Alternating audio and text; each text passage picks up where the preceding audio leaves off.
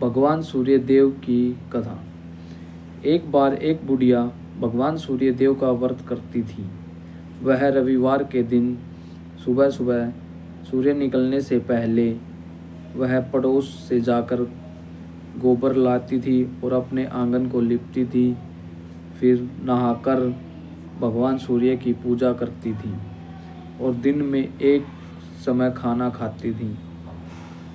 ऐसा ही चलता रहा और वह धन धान्य से संपन्न होती गई।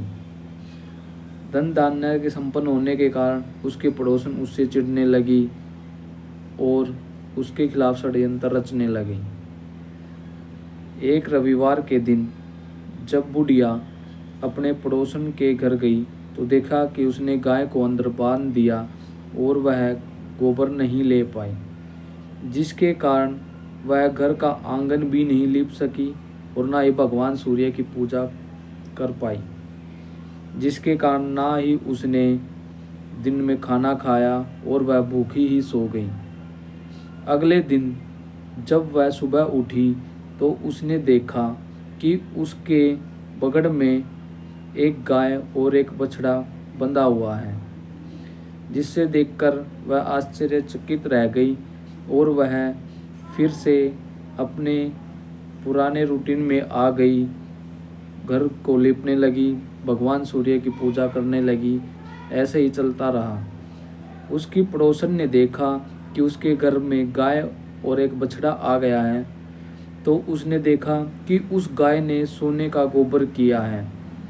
तो उस पड़ोसन ने जल्दी से जाकर उस बुढ़िया का घर पे ना होने का फ़ायदा उठाकर वह सोने का गोबर ले आई और अपनी गाय का गोबर वहाँ पर रख कर आ गई। कुछ दिनों तक ऐसा ही चलता रहा।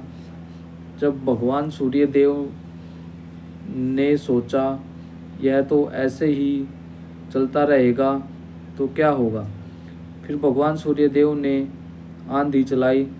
उसके पश्चात उस बुढ़िया ने उस गाय को अंदर बांध दिया।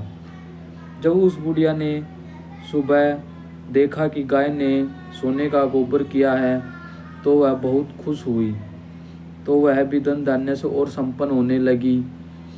उसके पश्चात वह भगवान सूर्य की पूजा में लीन रहने लगी और दिन रात लीन रहने लगी और अच्छे मन भाव से उसकी पूजा करने लगी।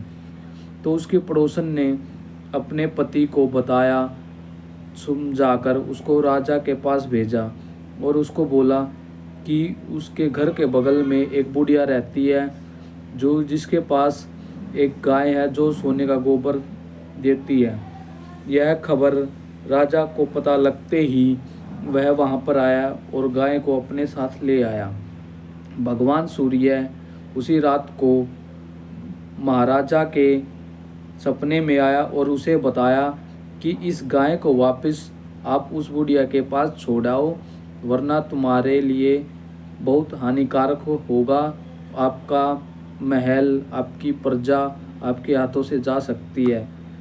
सुबह सुबह वह महाराजा उठता है और उस गाय को वापस उस बुढ़िया को सौंप के आ जाता है और उसके पड़ोसन को भी खरी खोटी सुनाता है और थोड़ी सज़ा सुनाता है।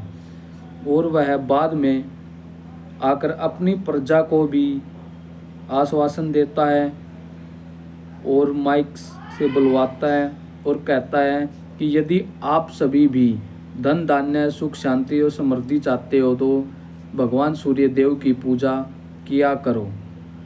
तो यह थी एक छोटी सी कहानी भगवान सूर्यदेव की। तो अच्छी लगी हो तो कृपया चैनल को लाइक शेयर और सब्सक्राइब जरूर करें। जय सूर्यदेव। ओम सूर्यदेवाय नमः।